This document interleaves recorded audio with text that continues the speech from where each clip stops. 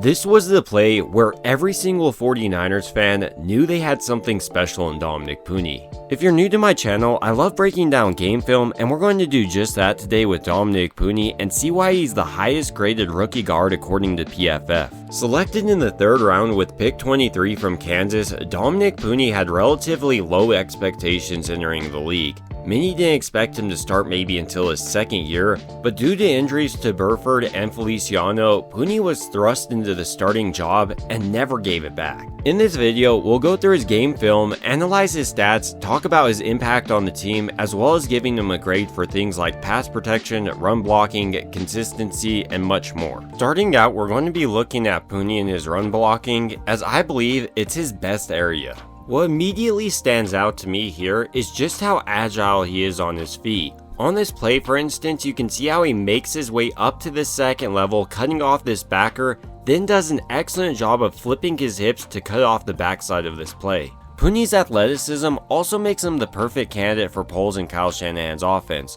On this play, for example, San Francisco is running a counter with Puni coming across the line to kick out this defensive end. And Puni's not only able to get there, but he squares up, gets a double underhook, and drives him out of this play. Something else Puni excels at in the running game is doubling up to the 2nd level. Here, for instance, he quickly pushes Colton McKivitz's man out of the way, finds his way up to the linebacker, and this springs Garindo's run. What was maybe most impressive to me about Puni and his run blocking though was the strength he offers for a rookie.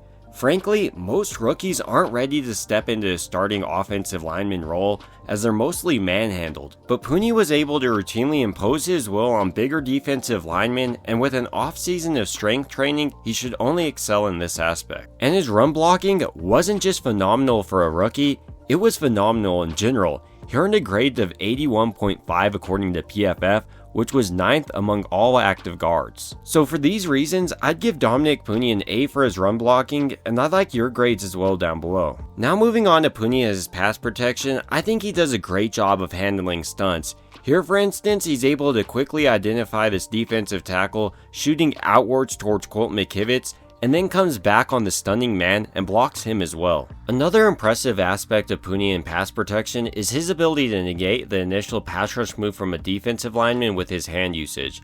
On this play, for instance, he initially punches with his right hand, and with a defensive lineman coming back on the double hand swipe, he's able to read that, get a single underhook with his left hand, and resets his feet, giving Purdy enough time to get this ball off. Where I think Puni is best in the passing game though is out in open space on these screens where he can block for a guy like George Kittle and spring a massive play. While there's a lot to like about Puni in the passing game, whether it be reading a linebacker coming on a blitz or helping out Colton McKivitz or Jake Brendel, he wasn't perfect as he gave up 3 sacks on the year. And when he did struggle, a big reason was because of his pass blocking technique. Here, for instance, he shoots his head down, and you'll never be successful at blocking an NFL lineman like that. So the question still remains if Chris Forster and Dominick Puni will be able to work on these little points in his game so he's not taken advantage of. But even with this room to improve on his technique, he still received an above average PFF grade of 68.9 for his pass blocking,